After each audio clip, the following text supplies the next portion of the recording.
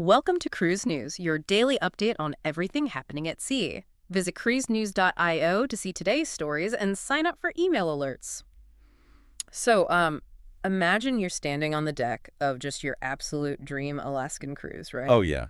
The classic bucket list trick. Exactly. You've got a coffee in hand, you're surrounded by these massive ancient granite cliffs, and you are just waiting to see a glacier calve. Right. But then suddenly, millions of tons of that granite just completely collapse into the water. Oh, wow. Yeah, creating this localized tsunami heading straight for your ship. I mean, it is a terrifying scenario. And frankly, it's a scenario the cruise industry is suddenly having to take very, very seriously right now. Yeah. Because we often think of cruising as buying a ticket to this static, completely predictable experience. Yeah. Right. You pay your fare, you get on the ship, and you see the sights. Exactly. But the reality is that the product you are buying is constantly being bent, molded, and sometimes entirely derailed by forces far beyond the cruise director's control.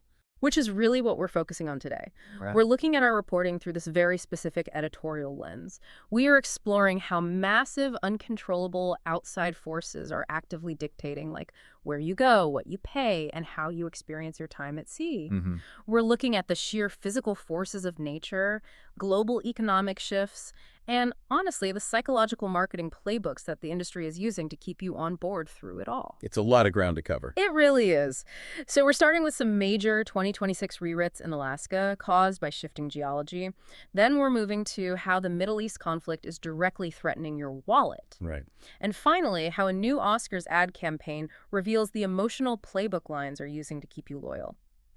So let's start with nature. Let's do it. And I mean, the undeniable physical environment forcing operators to literally alter the products they sell to you. Like, Okay. if you are booked on a Holland America or Carnival cruise to Alaska from the spring through September of 2026, your itinerary is changing. It's just gone. Yeah, both lines are entirely dropping Tracy Arm Fjord from their schedules. And we need to be really clear about the magnitude of this. Mm-hmm. This isn't just like a minor scheduling tweak because a port was too crowded. Right, yeah. This is a fundamental shift in where it is physically safe to put a megaship. Yeah. And the root cause goes back to a major landslide that occurred back in August of 2025. Near the South Sawyer Glacier, right. Exactly. Let's actually break down what happened there, because the reporting shows that the collapse sent just millions of cubic feet of rock and debris crashing into the water. Yeah. And because a fjord is essentially, well, it's a narrow, high-walled bathtub. That's a great way to describe it. Right. So that displacement of water generated a localized tsunami right there inside the waterway. Which is exactly why the U.S. Geological Survey has been heavily monitoring this area and honestly issuing some pretty severe warnings. Wow.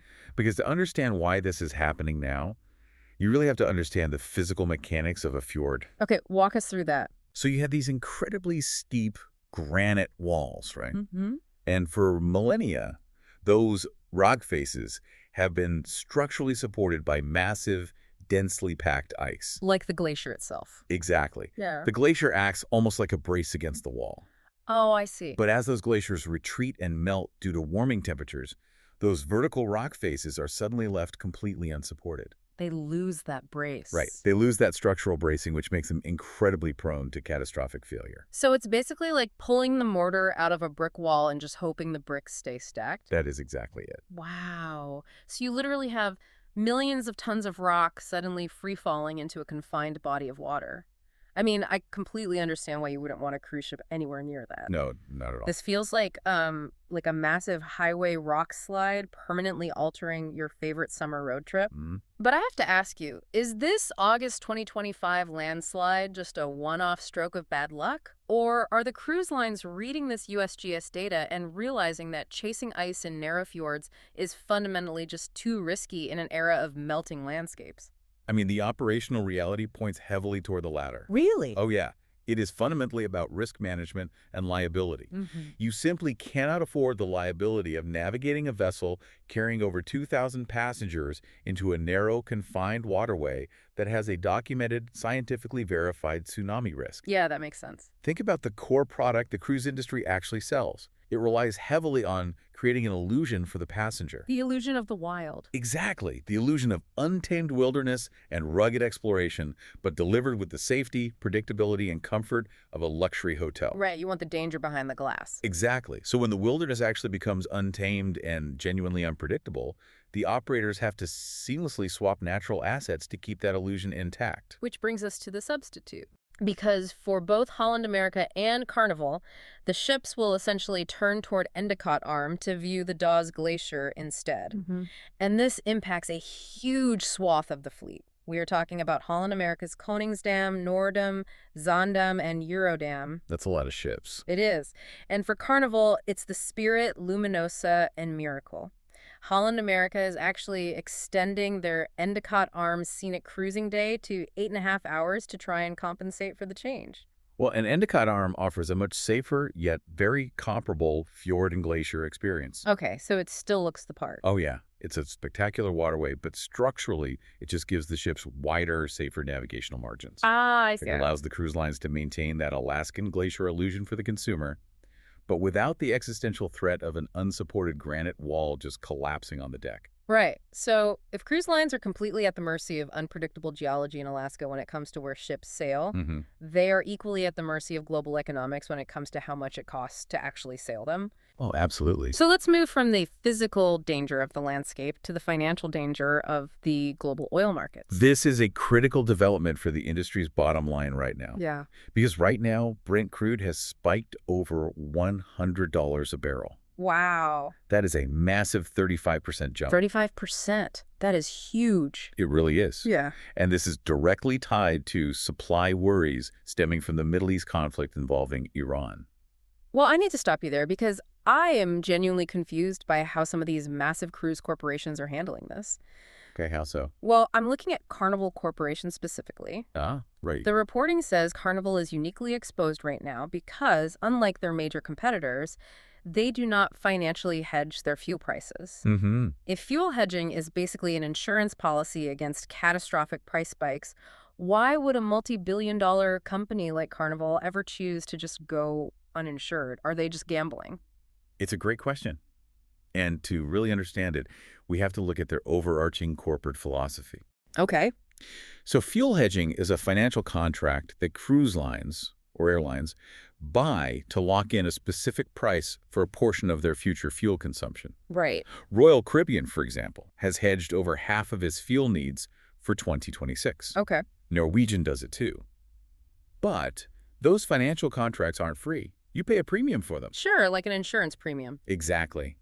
Carnival's historical philosophy is that paying those premiums is a waste of capital if oil prices stay flat or drop. Oh, interesting. Yeah, they believe their massive scale allows them to absorb fluctuations, and they prefer to invest that capital into physical ship efficiency rather than financial derivatives on Wall Street. But the math on that strategy looks incredibly painful right now. It does. According to their own company filings, a mere 10% change in fuel costs per metric ton would wipe out $145 million of Carnival's 2026 net income. Ouch. Right. Compare that to Royal Caribbean, where the same 10% change only hits them for $57 million. Wow, yeah. Or Norwegian, which takes about a $90 million hit.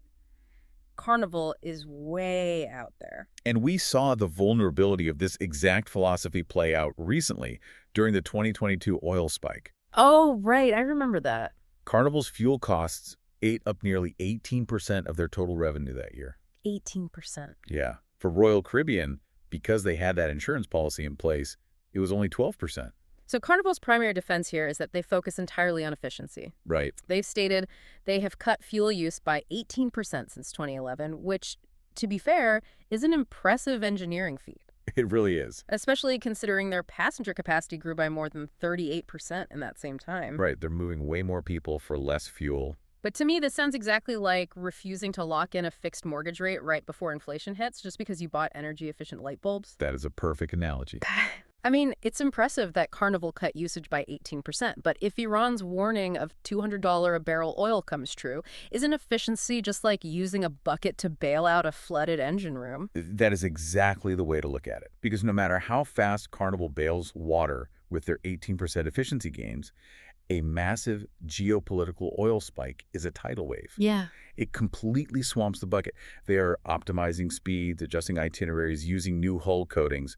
But when global shocks hit, efficiency only buffers a fraction of the blow. Which brings us to the listener's wallet. Yes. Because if you're sitting at home right now looking at a $3,000 summer cruise to Europe, you're probably wondering, am I going to get slapped with a surprise daily fuel bill the week before I sail? So when do you think the major U.S. lines will actually pass those daily surcharges on to the consumer? That is the multi-million-dollar dilemma in the boardrooms right now. I bet. What we are really talking about here is pricing power. Currently, the major U.S. lines are operating from a position of incredible strength. Royal Caribbean is forecasting record-breaking earnings per share, and they are operating at a 109% load factor. Wow. 109%. And their ships are completely full. Yeah.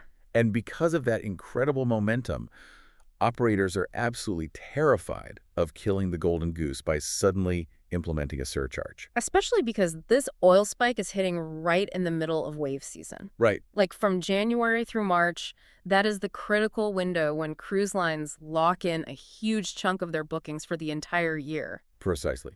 To answer your question, they're going to hold off as long as humanly possible in the U.S. market. Really? Oh, yeah. Now, U.S. passenger contracts absolutely allow them to do it. Right. Norwegian can charge up to $10 a day per guest, and Royal Caribbean can charge up to $12 a day if oil passes certain thresholds. Okay, so the mechanism is there. It's there. Yeah. But invoking that during wave season is a massive psychological buzzkill for consumers who are already sensitive to being nickel and dimed. Oh, for sure. However, in the Asian markets, lines have already pulled the trigger. They have. Yeah. Passengers on the Genting Dream are now paying a surcharge of 15 Singapore dollars a day. Wow. Star Voyager and Star Navigator are charging up to 200 Hong Kong dollars and 600 new Taiwan dollars per night. That sets a dangerous precedent, honestly. It really does. Even without the surcharges active in the U.S. yet, analysts are warning that the geopolitical uncertainty alone is threatening bookings. If you are an American looking at a higher-priced European or transatlantic summer itinerary, you are already hesitating because of the flight costs and just global tension. Right. Adding a daily fuel surcharge on top of that could completely stall booking momentum for those third-quarter sailings. It's just huge. Exactly. Those contribute disproportionately to the cruise line's bottom line. So it's a delicate balancing act. They need to cover the skyrocketing cost of moving the ship, but they simply cannot afford to break the consumer's enthusiasm for getting on board. So if cruise lines are completely at the mercy of unpredictable geology in Alaska and volatile oil markets in the Middle East, Right. what can they control? That's the million-dollar question. If the outside world is this chaotic and this expensive, the answer has to be what's happening inside the passenger's head. You have to sell the ship as a timeless, emotional sanctuary. And when it comes to controlling the psychological environment and marketing the intangible, honestly, no one does it quite like Disney. Oh, totally. We saw this perfectly executed during the March 15th Academy Awards broadcast. Yes, we did. Disney Cruise Line debuted a high-profile new ad campaign called Midnight Magic. It was this massive primetime national launch. And the ad itself is fascinating because of what it doesn't show. Right. It follows a father and son taking a quiet late-night walk on the deck of the Disney Charger. The ship is empty, people have gone to bed. It's very peaceful. Very. And the ad just revisits this exact same simple routine as the child grows into an adult and eventually becomes a parent himself, walking the deck with his own child. And they set the entire sequence to the married life theme from Pixar's Up. Which is basically a weaponized audio trigger for tears. Oh, absolutely. It gets you every time. It does. But what is truly notable here is the commentary from Disney's chief marketing officer, Asad Ayaz. Right. He explicitly stated that this campaign intentionally de-emphasizes spectacle. The focus is entirely on the quieter moments that build real connection. It's not about showing off a massive new water slide or a Broadway-style show. No. It's treating the multi-billion-dollar ship as a quiet backdrop for a recurring emotional ritual. And what's fascinating here is the broader context of why they're doing this right now. Okay, why? This heavy emotional play is happening exactly as Disney is aggressively expanding its fleet. Ah. They're aiming to operate 13 ships by 2031. Wow, 13. Yeah. They just launched the Disney Destiny from Florida in October of 2025. Right. And they are preparing to christen the Disney adventure in Singapore in March of 2026. Which is a whole new market for them. Exactly. It opens up an entirely new market in Southeast Asia. Yeah. So they have a massive amount of new, expensive capacity that they need to fill year-round. So they are essentially selling the quiet campfire instead of the $1 million fireworks show. That's a great way to put it. But here's what I'm wondering. With Disney expanding to 13 ships by 2031 and moving into these entirely new international markets, is this pivot to nostalgia and quiet moments actually a calculated necessity? Like, are they realizing that you simply cannot win a purely amenity arms race against other megaships forever? That is the exact trap they are avoiding. Yeah. It is a brilliant strategy, and yes, it's a calculated necessity. If you look at the broader industry, other lines are constantly battling over who has the tallest roller coaster at sea, Right. or the biggest water park, or the longest go-kart track. Yeah. But physical amenities depreciate. Yeah. A new ship comes out next year with a slightly bigger slide, and suddenly your multi-million-dollar spectacle is obsolete. Yeah. The novelty inevitably wears off. Once you've ridden the coaster once, it doesn't have the same draw 5 years later. Exactly. But Disney is marketing a feeling. And feelings, particularly nostalgia, are immune to physical depreciation. Establishing a multi-generational family tradition like a midnight walk on the deck creates the ultimate competitive moat. Oh, I see. If a family associates your brand with their core formative memories of growing up, they aren't going to jump ship to a competitor just because the competitor has a slightly better buffet or a new surf simulator. Right. The loyalty's locked in. Exactly.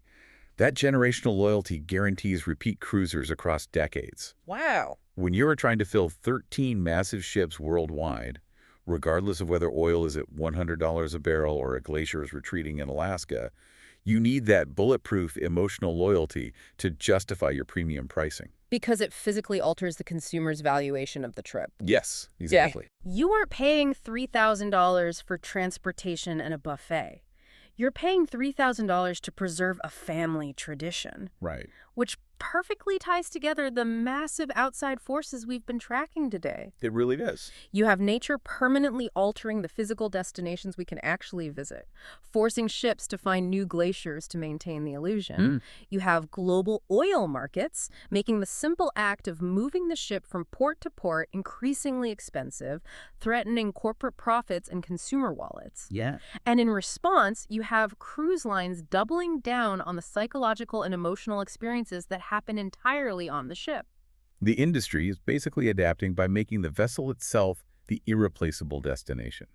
Which brings me to a final thought for you to ponder today. Okay. If the destinations become too geologically dangerous to reach and the fuel becomes too prohibitively expensive to burn, how long until the megaships stop sailing altogether? Wow. Are we moving toward an era where cruising simply means boarding a permanently anchored floating coastal resort?